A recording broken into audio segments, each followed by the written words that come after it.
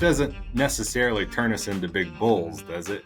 Thanks, everyone, for joining us today. I'm Comstock Senior Analyst Brian Grete, and joining me today is Comstock Broker Joe Camp. And we were having a meeting the other day, and the discussion came up, has corn put in an early seasonal low, and what are some of the reasons that may be if that's the case? And it's kind of intriguing. We saw December corn futures fall to a contract low on August 12th, which happened to be the day that USDA released its first corn crop estimate, coming in at a record 188.8 bushels per acre. And since that point in time, we kind of chopped around a little bit, and now we're starting to see some short covering and a little bit of a move to the upside. So Joe has some very intriguing thoughts on this process and the potential to maybe flip the seasonals a little bit here and maybe even flip the export picture with the soybean market a little bit. So Joe, thanks for joining me today, and tell us a little bit more about your thoughts on whether corn has posted a seasonal low or is in that process. I wouldn't have thought so, almost, if the paradox of it, to think if we would have had a lower estimate, even a record, which we'll get to throw out numbers like 183 or 185 bushels per acre.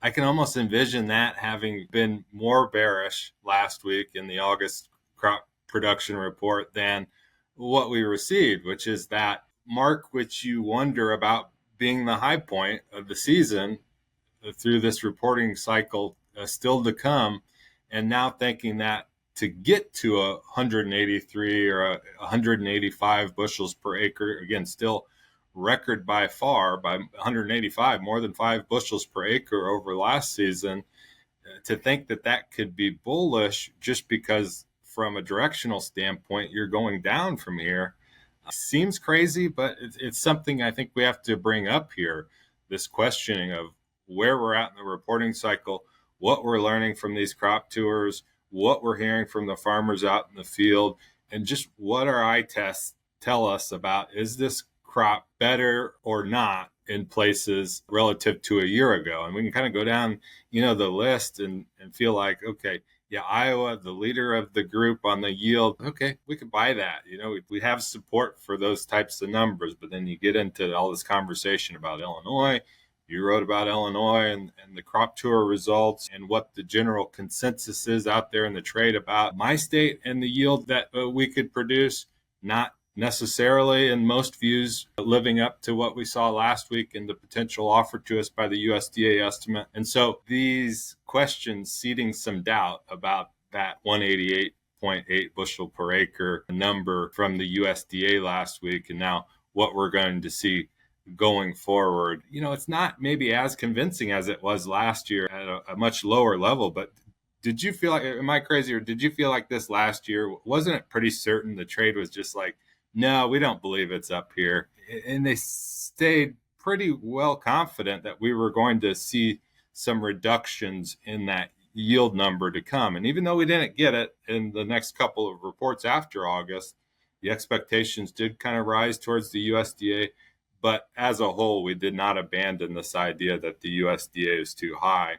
And I kind of bring that into reflection as I think about this year's yield. What do you think about that? Yeah, last year, it took till January basically to really see the decline in the crop significantly. And I think that there's, everybody remembers last year. It's always easiest to remember the previous year. And so I think the expectation is kind of there that 188.8 is a high water mark. And then we saw crop tours go through, and there's big yield potential out there, but there's also disease potential out there. And that kind of creeps into the picture. And the other thing to keep in mind is that the market has a history of knowing, quote unquote, knowing when we have these big crop and big yields. It's a lot easier for them to discern those big yield and production years than it is when we have some issues and it's going to be, lower yielding, lower production. It takes a lot longer for the market to realize that. And so there is some precedent for putting in early seasonal lows in years when we have record yields and big crops and that type of thing. And so I think that process very well could be underway, even if we have a record crop. And you threw some numbers out there earlier. What if it drops to 183 or 185?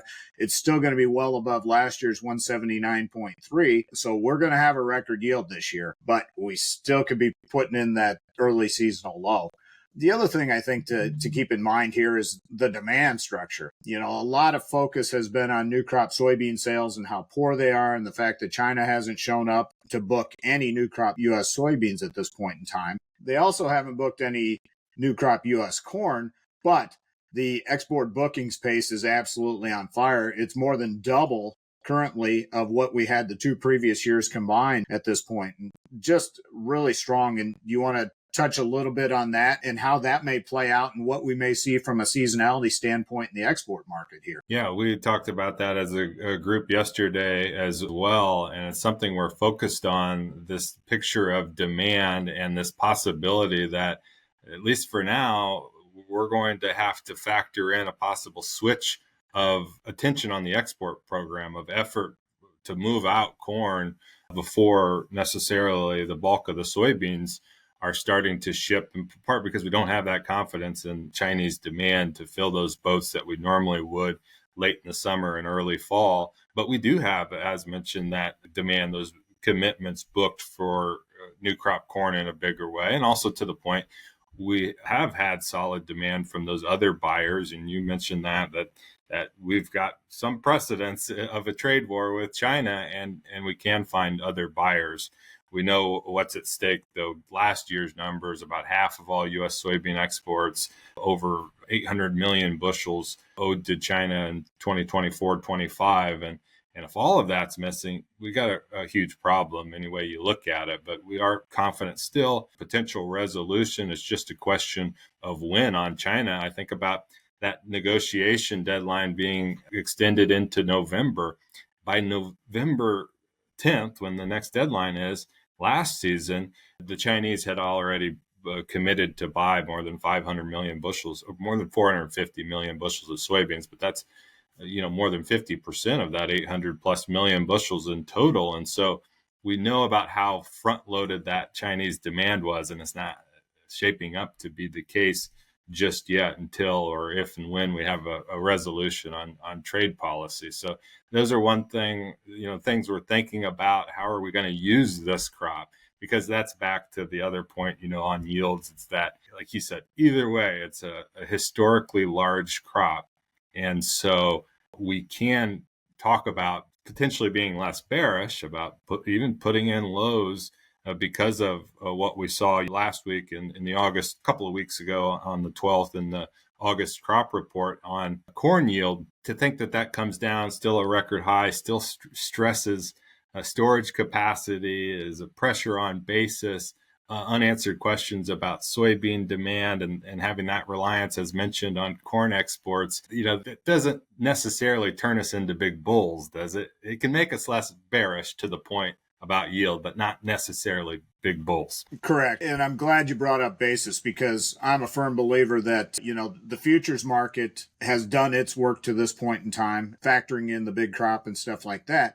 Now, we have a storage issue across the Corn Belt. It's a huge crop coming, and we still have old crop supplies sitting in the bin. And so there's a storage issue. That will play out in the cash market, meaning that your basis is going to widen and things like that. So we could see the futures rally off of early seasonal lows, and yet you could see your basis widen as we go through the harvest season, as we run into all these logistical issues. Now, one thing, I want to go back to the export side a little bit here. One thing that could help is that we may flip-flop the corn and soybean export programs. Typically, soybeans dominate shipments from September through the January timeframe, and then corn kind of picks up steam after that. We might see, because of the lack of new crop bookings for soybeans, we might see more corn going out the door here this fall, and maybe the soybeans get pushed back to the late winter time. And who knows, by that time, maybe we have a trade deal with China in place and they're actively buying U.S. soybeans, and it turns from a negative to a positive for that market. But I think all that stuff is in the realm of possibilities as we move forward here. Other factors, Joe, that you see that might influence the corn market in being able to potentially put in lows or at least stop going down? Those are big ones: storage, basis, and relatedly the spreads. And the spreads are something we've brought up more and more in the Comstock report. We're talking about managing both what you think you'll move at harvest, and with consideration of what could be some really bad basis in areas.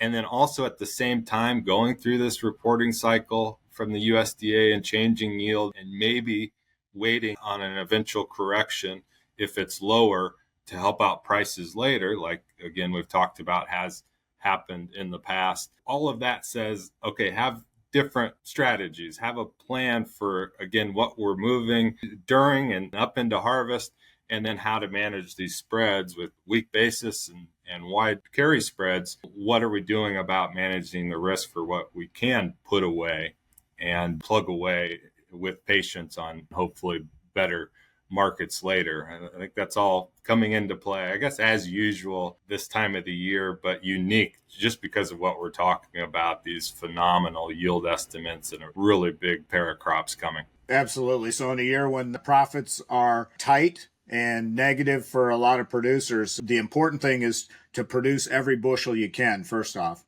and then to build a program that builds the best price moving forward with risk management moves and price enhancement moves and those types of things. And that's what Joe and our team of brokers and risk managers is there to do, is to make your job easier to build a better price on that tremendous crop that you've produced this year. Anything else, Joe, before we sign off today? Nope, still a long week to go. We'll see what happens. Absolutely. So if you liked our content today that Joe and I presented, make sure you like and subscribe to our channel. All the other content on there. For the Comstock channel, I'm Senior Analyst Brian Grete. Futures trading involves risk. The risk of loss in trading futures and/or options is substantial, and each investor and/or trader must consider whether this is a suitable investment. Past performance is not indicative of future results.